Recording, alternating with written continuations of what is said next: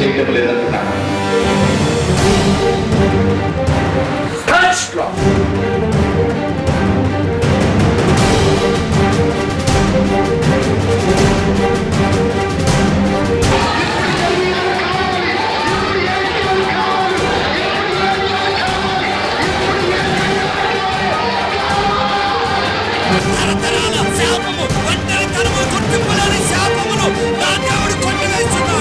మన దేవుడు ఆశీర్వాదమిచ్చే దేవుడు, స్వస్థపరిచే దేవుడు, జ్ఞానమిచ్చే దేవుడు, బలమునిచ్చే దేవుడు, ఏ మేలు చేయక మానని దేవుడు.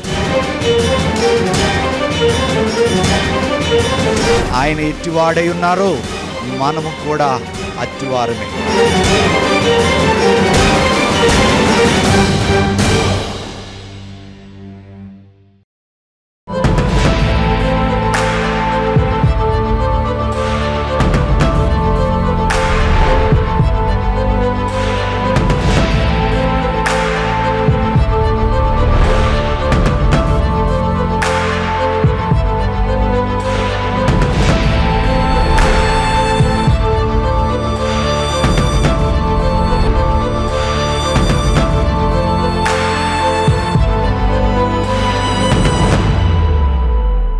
దేవుని నామానికి మహిమ కలుగును గాక.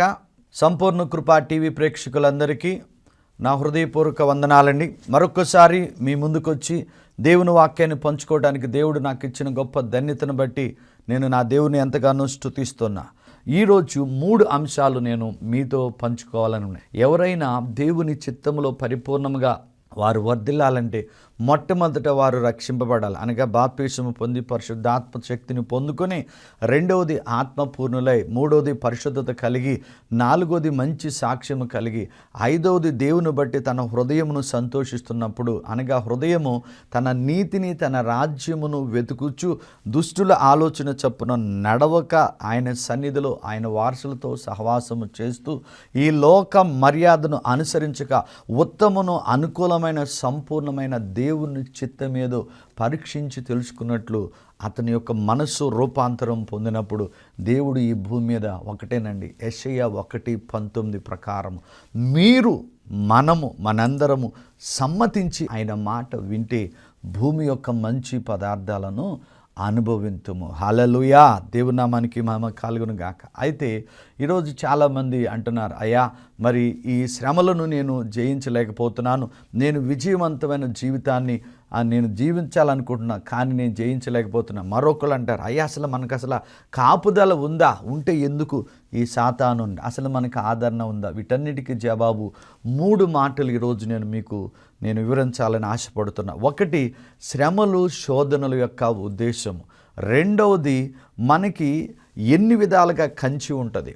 ఏమండి, మొదటిది శ్రమలు శోధనలు, రెండవది కంచె, మూడవది ఆదరణ. హల్లెలూయా. అంటే ఆదరణ. మనం ఏమంటే నిరీక్షణ లేని వారిలాంటి, అంటే మనకి ఆధారము ఆశ్రయం ఎవ్వరు లేని వారిలాగా ఎప్పుడూ కూడా మనం దుఃఖమొక్కలై ఉండకూడదండి. యెహోవా ఈరెండి, ఆయనే పోషకుడు, అన్నిటినీ ఆయనే చూసుకున్నాడు. మొట్టమొదటి మాట శ్రమలు మరియు శోధనల యొక్క ఉద్దేశం. దావీదు దైవజనుడు, విజయవంతమైన రాజుగా జీవించడానికి కారణం ఏంటంటే తెలుసా?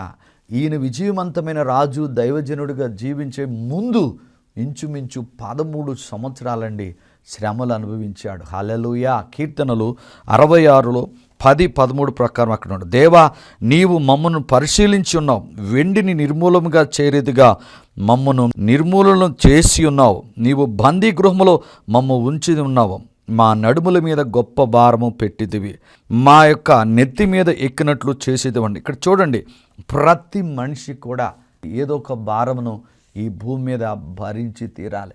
మనం ఎప్పుడైతే శ్రమల గుండా వెళతామో దేవునిని సంపూర్ణముగా తెలుసుకోగలుగుతామండి. హల్లెలూయా. నేను హైదరాబాదు 94లో 95లో వచ్చానండి. సో ఎంకామ్ ICW ఇంటర్వ్యూ చేసి నేను ఒక చిట్ ఫండ్ కంపెనీలో నేను జాబ్ చేసేటప్పుడు వాళ్ళు ఒక 10 అడ్రస్లు ఇచ్చారండి. ఆ 10 అడ్రస్లు తెలుసుకుని ఇంత చదువుకుని నేను ఈ రికవరీకి వెళ్ళాలని ఏడ్చుకుంటూ ఉండేవాడిని. కానీ ఆ శ్రమ వలన ఈరోజు మీ ముందు నా దేవుడు కోట్లాది ప్రజలకు సువార్తను వినిపించడమే కాదండి, లక్షలాది ప్రజలను మరి విడిపించి అపోస్తుడుగా, ప్రవక్తగా, ప్రియకుమారుడిగా మీ ఎదుట నిలబెట్టినందుకు నా దేవునికి నేను ఎంతగానో స్తుతిస్తున్నా. హల్లెలూయా. సో అయితే ఇక్కడ మరి దావీదు శ్రమ పొందాడు, విజయవంత జీవితాన్ని పొందుకున్నాడు. అలాగే మీరు బైబిల్లో తెలిసిన వారికి అర్థమవుతాయి. బైబిల్లో సౌలు అనే ఒక రాజు ఉన్నాడు. ఆ రాజు పుట్టుకతోనే ధనవంతుడంట. ఆ ధనవంతుని యొక్క స్థితిలో ఆయన రాజు అయ్యాడు. అందుకని శ్రమను తట్టుకోలేకపోయాడు, అసూయను తట్టుకోలేకపోయాడు. చివరికి రాజుగా ఓడిపోయాడు. శ్రమలు, శోధనల యొక్క ఉద్దేశం ఏంటో తెలుసా? నిన్ను ఒక ఊరేగింపుతో కూడిన విజయవంతమైన జీవితము క్రీస్తులో జీవించడానికే తప్ప నీకు నష్టము రాదండి. హల్లెలూయా. ద్వితీయోపదేశకాండం 28లో 1:13 కంఠస్థము చేయాలండి. మనము శ్రద్ధ కలిగి ఆయన మాటను విని ఆయన మార్గంలో నడిచినప్పుడు నీవెక్కడైతే ఏ గ్రామంలో ఉన్నావో, ఏ మండలంలో ఉన్నావో, ఏ పట్టణంలో ఉన్నావో అక్కడే నా దేవుడు నిన్ను ఆశీర్వదిస్తాడు. నీ పొలంలో ఆశీర్వించబడతాడు. నీవు లోపలికి వెళ్ళినప్పుడు, బయటికి వెళ్ళినప్పుడు ఆశీర్వపడతావు. అప్పు చేయగానే అప్పిచ్చేది అన్నాడు. హల్లెలూయా. మరి దావీదు కుమారుడైన సాల్మోన్కి డైరెక్ట్గా సింహాసనం వచ్చింది, శ్రమలు తెలీదు, అందుకని రాజుగా ఓడిపోయాడు. ఈరోజు ఎవరైతే మరి కష్టం తెలకోకుండా తల్లిదండ్రులు వారి స్టేజిలో రూపాయి కూడబెట్టుకుని ఒక స్టేజికి వచ్చినాక పిల్లలకి శ్రమ అనేది చెప్పరు, ఇంటిలో ఉన్న పొజిషన్ చెప్పరు, వాడు ఏది అడిగినా ఇస్తారు. ఎప్పుడు చెప్తారు తెలుసా? వాడు మొక్కై వంగనది మానే వంగనని ఒక స్టేజికి వెళ్ళిన తర్వాత అప్పుడు చెప్పినప్పుడు అతన్ని చేయి దాడతాడు. దేవుని నామానికి మమ్మ కలుగునుగాక. నేను అతిశయం కాదు కానీ మరి నా కుమార్తెకు ఆమెకి 12 సంవత్సరాలకి నేను బాప్టిజం ఇవ్వగలిగాను. Glory to God.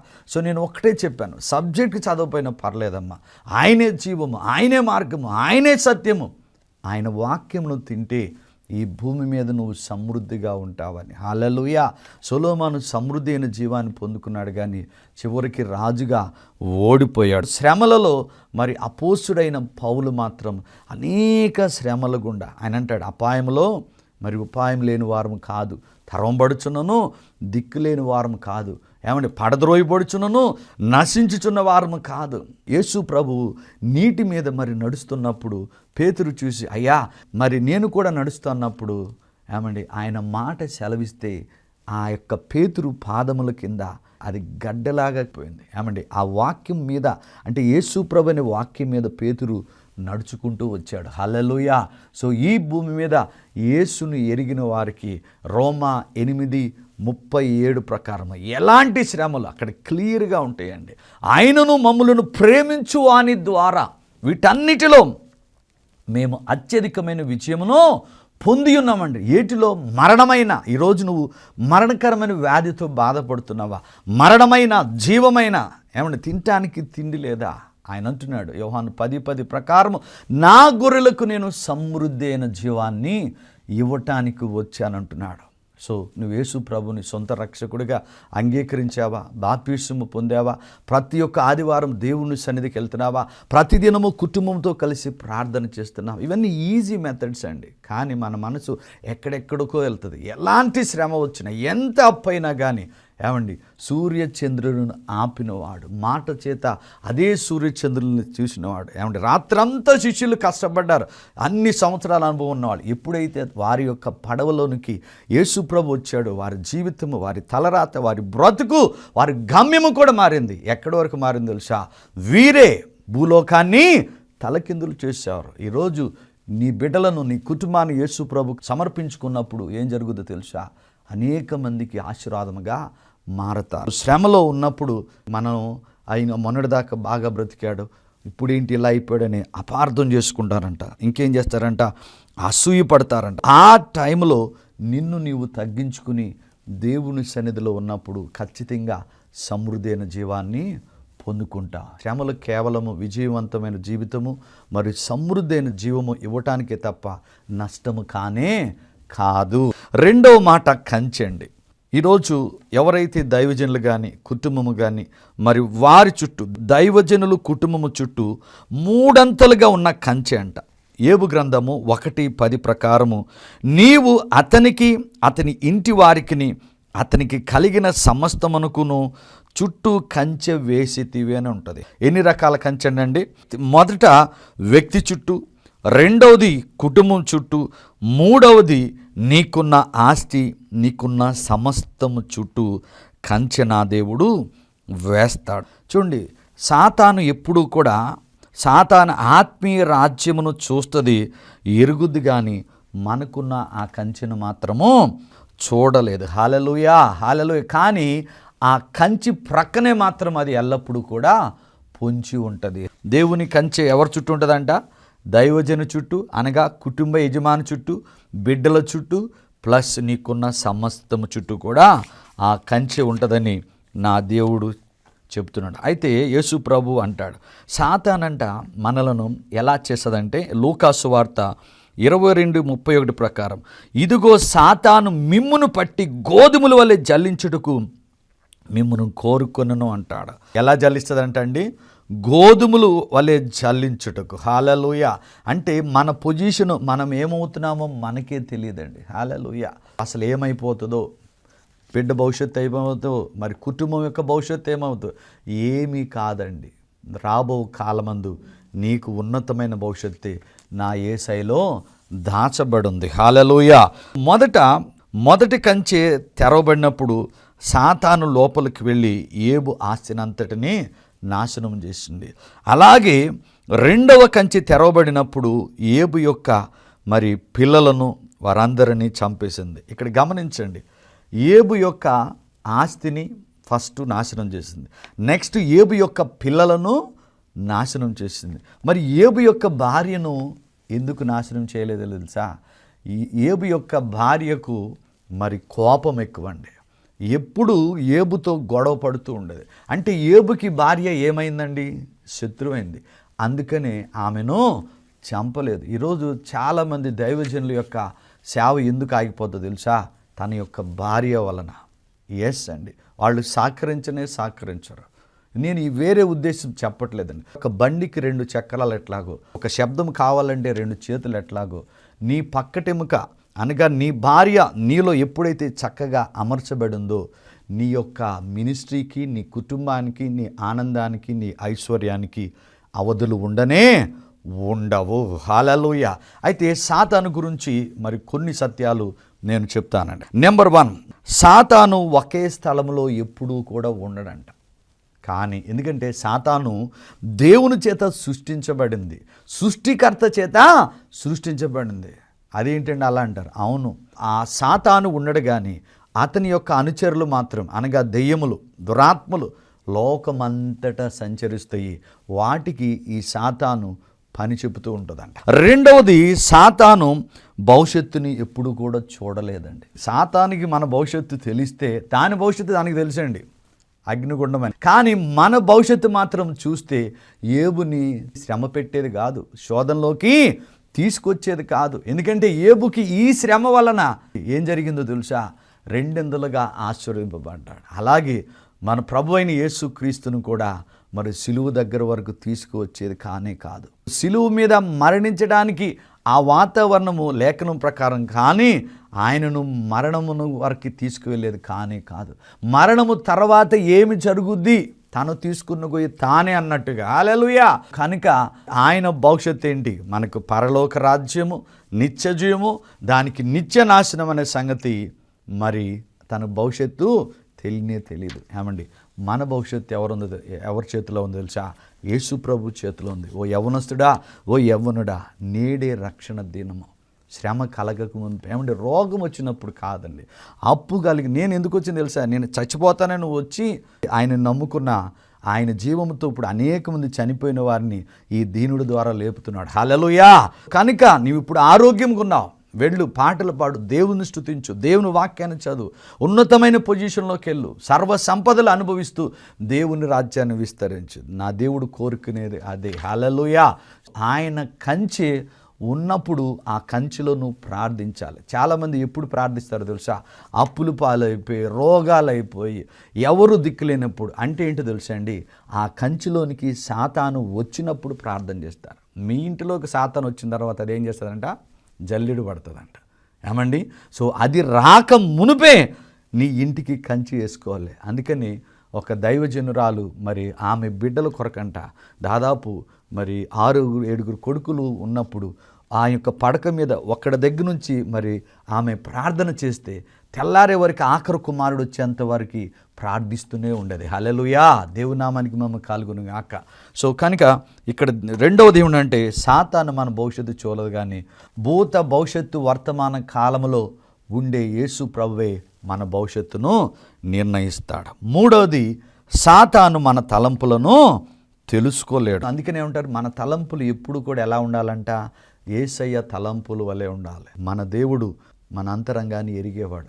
అందుకని నీ తలంపుని అంటే నీ హృదయంలో పుట్టిన ఎటు చెడైనా మంచైనా అది ఎప్పుడైతే నోటి ద్వారా బయటపడుతుందో ఆ బయటపడి చేసిన పనిని బట్టి నిన్ను అప్పుడు ఆ సాతాను పట్టుకుంటుందంట. జీవము గల మాటను మాట్లాడావు యేసునామములో, యేసయ్య పనిచేస్తాడు. అలాగే వేరే వ్యతిరేకమైన నెగిటివ్ మాటలు, పనికిరాని మాటలు అనేవైనా పలికితే ఆ మాటలను బట్టి సైతాను నిన్ను శోధిస్తుంది. హల్లెలూయా. నాలుగవది, దేవుని పిల్లలను మొత్తుటకు సాతానుకు దేవుని అనుమతి అవసరమైనది. అందుకని నేను ఎప్పుడు చెప్తా, ప్రార్థించేటప్పుడు పరలోకమందున్న మా తండ్రి అని చెప్పి తర్వాత ఆయన కుమారుడుగా, ఆయన వారసుడుగా, ఆయన నీతిమంతుడుగా, మనము నీతిమంతులుగా, ఆయన కృపలో ఉన్నవారుగా మీరు ప్రార్థించి చూడండి. ఆయన కుమారుడి మీద సాతాను ముట్టుకోలేదు. నేను పబ్లిక్ మీటింగ్స్కి వెళ్ళినప్పుడు ఎన్నో వందల మీద చేతులేసేమని ప్రార్థిస్తాను తెలుసా. అయ్యా, నీ సేవకుడుగా, నీ రాయబారిగా, నీ కుమారుడుగా, నీతిమంతుడుగా, వారసుడుగా, అయ్యా నీ కృపలో ఉన్నవాడిగా, ఆయన కృపలో ఉన్నవాడి మీద ఏ పాపమో ప్రభుత్వము చేయదు. కనుక నిన్ను శ్రమ పెట్టాలి అంటే, నీ కంచె తీయాలి అంటే ఫస్ట్ దేవుని యొక్క పర్మిషన్ తీసుకోవాలి. అందుకనే జాయిస్ మేరీకి మరి ఆమె వాక్యములో మొదట స్టార్టింగ్లో ఉన్నప్పుడు కారులో వెళ్తున్నప్పుడు అంట, అయ్యా నువ్వు నాకు ఎలాంటి కాపుదల ఇస్తున్నావు అని అన్నప్పుడు, నీవు నా కంటి పాపం అన్నావంట. మనమందరము ఆయన కంటి పాపం అండి. నీ అవసరత, నీ అక్రత అన్నీ కూడా ఆయనకు తెలుసు. హల్లెలూయా, దేవునామానికి మహిమ కలుగునుగాక. అందుకని ఏ దైవజనుడైనా వేదనలో ఉన్న, బాధలో ఉన్న, శోధనలో ఉన్న దయచేసి ఎవ్వరికి కూడా తీర్పు తీర్చకూడదు, వారిని దూషించకూడదు. హల్లెలూయా, దేవునామానికి మహిమ కలుగునుగాక. నీవు నీ శ్రమల గుండా విడిపించబడి విజయవంతమైన జీవితం జీవించాలి అంటే, నీకు ఎల్లప్పుడూ కంచి ఉండి ఏబులాగా రెండంతల ఆశీర్వాదము పొందుకోవాలంటే నీవు ఖచ్చితంగా ఆయన ఆదరణను పొందుకోవాలి. ఆయన పేరే ఆదరణకర్త అండి. చెప్పడానికి టైం లేదు, కానీ మన జీవితంలో ఒకటి భూమి మీద ఆయన కొరకు జీవించాలి, రెండవది మనము ఆయన రాజ్యాన్ని స్వతంత్రించుకోవాలి. ఆ ఆదరణకర్త రోమా 5:5 ప్రకారము ఏం చేశాడో తెలుసా, మన హృదయంలో పరిశుద్ధాత్మ ద్వారా ప్రేమను కుమ్మరించాడు. దేవునామానికి మహిమ కలుగునుగాక. ఈరోజు నువ్వు నిజంగా ఈరోజు నీ హృదయాన్ని ఆయనకి ఇచ్చినప్పుడు నీ శ్రమల నుండి విడిపించబడతావు. ఆయన కంచి నీతో ఉంటుంది, ఆయన ఆదరణ యుగాంతం వరకు ఉంటుంది. ఒక్కటి గుర్తుపెట్టుకోండి, మనలను ఎవరైనా బాధించినప్పుడు ఆయన ఏమంటాడు తెలుసా, ఎన్ని బాధలు వచ్చినా కానీ మనలను చివరికి సమృద్ధిలోకే దేవుడు నడిపిస్తాడంట. ఈ టీవీ చూస్తున్న ఏ ఒక్కరైనా కానీ క్రైస్తవుడికి విశ్రాంతి లేదండి. అక్కడ ఏమంటున్నాడంటే యెషయా 62:7 ప్రకారము, యెహోవా జ్ఞాపకర్తలారా విశ్రమింపకడి, ఆయనను విశ్రమింపనీయుకుడి, యెరూషలేము స్థాపించే వరకు. అనగా భూమి మీద ఉన్న 751 కోట్ల ప్రజలు ప్రతి ఒక్కడు ఆయన సన్నిధికి వచ్చేంత వరకు ఏ యొక్క దైవజనుడికి కానీ ఏ విశ్వాసి కానీ విశ్రాంతి లేదు, విశ్రాంతిగా ఉండటానికి వీలు లేదు. ఆయన విశ్రాంతిలో ఉండి మంచి పోరాటము పోరాడాలి. హల్లెలూయా. ఇటు మాటలు దేవుడు దీవించునుగాక. దయచేసి మీ చేతులు నా వైపు చాపండి, ప్రార్థన చేసుకుందాం. హల్లెలూయా. నేను ప్రార్థిస్తున్నప్పుడు మీలో ఉన్న దురాత్మలు, చీకటి, ప్రతి బలహీనతలు వెళ్ళిపోతాయి. Hallelujah, hallelujah. Thank you Lord, thank you holy స్పిరిట్గా. నీ బలమైన సన్నిధి, నీ బలమైన అభిషేకము నాయన నీ బిడ్డల మీదకి ఇప్పుడే దిగి వచ్చునుగాక తండ్రి. సర్వశక్తి కలిగిన యేసు నామములో అయ్యా ఇదిగో తండ్రి, ఎలాంటి నాయన మరి శ్రమలో ఉన్న, శోధనలో ఉన్న, అయ్యా విడిపించలేని సాతాను కంచిలో ఉన్న ప్రభా, అయ్యా కంచి విడిపించబడి ప్రభా నీ ఆదరణతో నీవిచ్చిన కంచిలోనికి ప్రభా వారు యేసు నామములో వచ్చునుగాక తండ్రి. అయ్యా నీకు వందనాలు. తల నుంచి అరికాలి వరకు నాయన ఇప్పుడే నీ బలమైన ఆత్మ, నీ బలమైన అభిషేకము నీ బిడ్డలను తాకునుగాక తండ్రి. అయ్యా మెదడులో ఉన్న సమస్యలు ప్రభా, అయ్యా కిడ్నీలు ఫెయిల్ అయిపోయి ప్రభా అనేక మంది బాధపడుతున్నారు తండ్రి. ఇప్పుడే సర్వశక్తి కలిగిన యేసు నామములో ఆ 2 కిడ్నీస్ నార్మల్ స్టేజ్కి వచ్చునుగాక, డయాలసిస్ క్యాన్సిల్ అవునుగాక. అయ్యా గుండె ప్రభ, గుండెను నూతన పరచండి ప్రభ, గుండె జబ్బులు యేసు నామములో తొలగిపోవునుగాక తండ్రి. బీపీ షుగర్ నజరేయుడైన యేసు నామములో నార్మల్కి వచ్చునుగాక తండ్రి. నీ కృపలో భద్రపరచండి ప్రభా. అయ్యా నీకు స్తోత్రం. లివర్ ప్రాబ్లం ఉన్నవారు ప్రభా, నరాలు ఎముకలు కండరాలు మూలుగులు ప్రతి అవయములో ఉన్న ప్రతి సమస్య నాయన ఇప్పుడే ప్రభా నీవు పొందిన గాయముల చేత నీవు ఖర్చిన రక్తము ద్వారా ప్రభా వారికి విడుదల కలుగునుగాక తండ్రి. అప్పులతో బాధపెట్టిన బిడ్డలు ప్రభా యేసు నామములో సమృద్ధిలోనికి వచ్చునుగాక, ప్రతి అప్పు యేసు నామములో కొట్టివేయబడునుగాక తండ్రి. అయ్యా నీ కృపలో వర్ధిలే భాగ్యం దయచేయండి. నీ ఆత్మతో నింపండి ప్రభా. ఇప్పుడే నీ బలమైన అగ్నితో నింపమని ప్రార్థిస్తున్నా. వివాహములు జరిగిన బిడ్డలకు నాయన సకాలంలో వివాహములు జరుగునుగాక, ఉద్యోగం లేని బిడ్డలకు ఉద్యోగాలు నాయన, సొంత గృహాలు లేని బిడ్డలకు నాయన సొంత గృహమును దయచేయండి. నీ కృపలో ఎదిగింపచేయండి, నీ ఆత్మలో వర్ధిలింపచేయండి ప్రభా. అయ్యా వీరికున్న శ్రమలు నాయన గొప్ప విజయవంతున జీవము నాయన నీ కంచె ద్వారా 2 అంతల మేలుతో ప్రభా, నీ ఆదరణ ద్వారా ప్రభా నీ రాజ్య విస్తరణ కలుగునుగాక తండ్రి. అయ్యా విశ్రమించకుండా నా దేవుణ్ణి విశ్రమింపనీయకుండా ప్రభా యెరూషలేము నాయన స్థాపించే వరకు నాయన నీ కృపలో నాయన మేమందరము మంచి పోరాటము పోరాడే భాగ్యము దయచేయమని యేసు నామములో ప్రార్థిస్తున్నాము తండ్రి. Amen, amen, amen. ఈ వాక్యం ద్వారా మీరు ఆశీర్వదింపబడి ఉన్నారని మేము నమ్ముచున్నాము. అయితే గడిచిన వారంలో దేవుడు చేసిన కొన్ని ఆశ్చర్య కార్యాలను తెలుసుకుని, ఇతని పేరు బాలరాజు, గోపాల్పేట, నిజామాబాద్ డిస్టిక్ అండి. సో ఇతను ఆ ప్రోగ్రాం ఎప్పుడైతే చూశాడో అతను ఆయాసముతోనూ ఛాతీలో నొప్పితో బాధపడుతున్నాడు. మరి ఫోన్లో ప్రార్థించిన వెంటనే వితిన్ హాఫ్ అన్ అవర్లో తన ఫోన్లో మరి చెప్పిన మాట ఏంటంటే, అన్న నా ఆయాసము తగ్గిపోయింది, ఛాతీలో కూడా నొప్పి తగ్గిపోయిందని చెప్పిన ఈ సాక్ష్యముకై నా దేవుని నేను ఎంతగానో స్తుతిస్తున్నా. హల్లెలూయా. ఇతని పేరు వేణు అండి, మిరియాలగూడ. తాగుబోతులు, తిండిబోతులు, దరిద్రులకు ధరని నేను చెప్పట్ల, వాక్యములో ఉంది. హల్లెలూయా. సో ఇతను అంటున్నాడు, ఏమండి నేను ఎంత సంపాదించినా నా తాగుడు వల్ల, వ్యసనం వల్ల నేను కుటుంబాన్ని పోషించుకోలేకపోతున్నాను అన్నాడు. ఎప్పుడైతే నేను గడిచిన వారము మరి నేను ప్రార్థన చేశానో అన్న 90% నేను మానేశాను అని చెప్పిన సాక్ష్యంకే నా దేవుని ఎంతగానో స్తుతిస్తున్నా. ఈమె పేరు అన్నపూర్ణ, భర్త పేరు కాశీ విశ్వనాథ్, గుంటూరు డిస్టిక్ మార్టూర్ అండి. మరి వీళ్ళకి 4.5 లక్షల అప్పు ఉన్నది, జాబ్ కూడా పోయింది. వీళ్ళిద్దరూ అనుకున్నారంట ఇక మన వల్ల కాదు, మనం సూసైడ్ చేసుకుందాము అని వాళ్ళ ఆలోచనలో ఉన్నప్పుడు ఎప్పుడైతే గడిచిన వారము మరి ఈ యొక్క ప్రోగ్రాం చూశారో వారు ప్రార్థించిన అదే రోజు ఉదయం నేను మరి నెక్స్ట్ డే సండే మార్నింగ్ నాకు వాళ్ళు ఫోన్ చేసినప్పుడు ఆ ఫోన్లో నేను ప్రార్థించినప్పుడు ఆ సాయంకాలం వాళ్ళ బాస్ ఫోన్ చేసి మరలా నీవు నీ ఉద్యోగంలో చేరవచ్చు అని చెప్పిన గొప్ప సాక్ష్యముకై మరి అప్పు చెల్లించవలసిన కూడా మ్యాక్సిమం మీరు త్వరగా చెల్లించండి వారు కూడా చాలా ఇచ్చిన టైంకై నా దేవుడు మరి మాతో మా ద్వారా మరి మాకు చేసిన ఈ కార్యముకి మా దేవుని ఎంతగానో స్తుతిస్తున్నా. వారు చెప్పిన సాక్ష్యముకై నా దేవుని నేను ఎంతగానో స్తుతిస్తున్నా.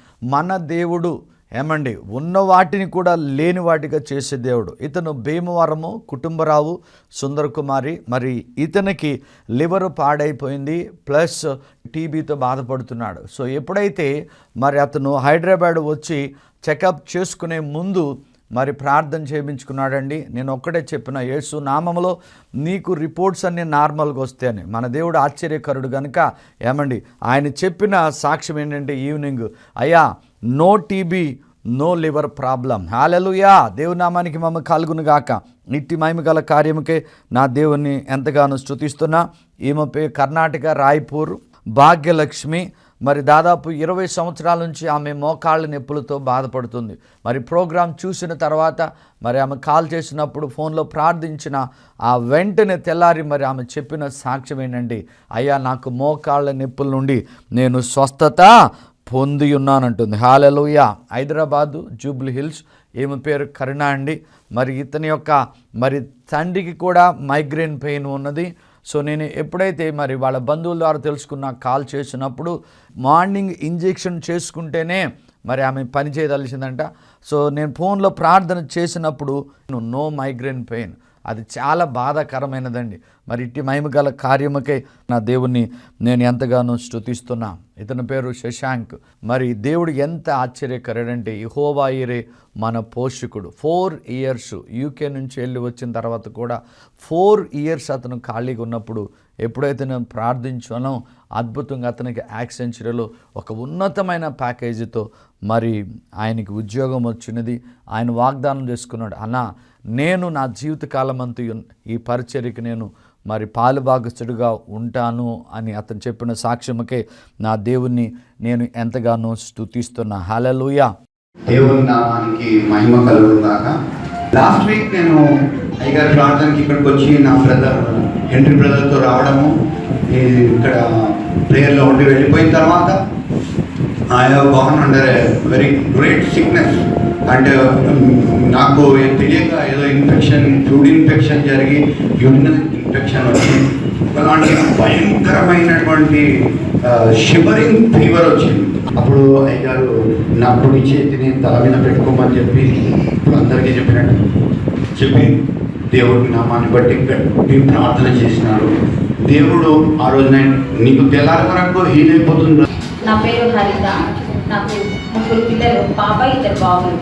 అయ్యగారు ప్రార్థన చేశారు, ఏమనంటే వచ్చే ఈ సంవత్సరానికి బన్ను నువ్వు మంచి పొజిషన్లో ఉంటావు అనేసి ప్రవచనంలోగా మాట్లాడి ప్రార్థన చేసి వెళ్ళారు.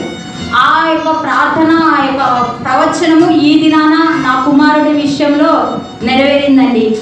శనివారం రోజు ఎయిర్టెల్ దాంట్లో తను వెళ్ళినప్పుడు జాబ్ సెలెక్ట్ అయ్యాడు మేనేజర్గా. 3 days బ్యాక్ బ్రిడ్జ్ స్టోన్ కంపెనీలో సెలెక్ట్ అయ్యి మంచి ఉన్నతమైన స్థానంలో అయ్యగారి ద్వారా దేవుడు ఏ విధంగా ప్రవర్తించాడో ఆ విధంగా ఈ దినాన నా చిన్న కుమారుని మంచి ఉన్నతమైన స్థితిలో నిలిపినందుకు దేవరాత్రి దేవునికి కృతజ్ఞతాస్తుతులు చెల్లించుకుంటూ దైవ సేవకులకు నా హృదయపూర్వక వందనాలు చెల్లించుకుంటున్నాను. అవకాశం ఇచ్చినటువంటి అయ్యగారికి వందనాలు. మీ ప్రార్థన అవసరతలకు సంప్రదించవలసిన మా చిరునామా full of Christ Jesus Christ ministries, M. Cephas Joseph, plot number 35, road number 3, Venkateswara colony, Boduppal, Hyderabad 5,35,000. మా ఇమెయిల్ ఐడి phd153@gmail.com. శాశ్వతమైనది నీ కృప, సంపూర్ణమైన నీ కృప, శాశ్వతమైనది నీ కృప.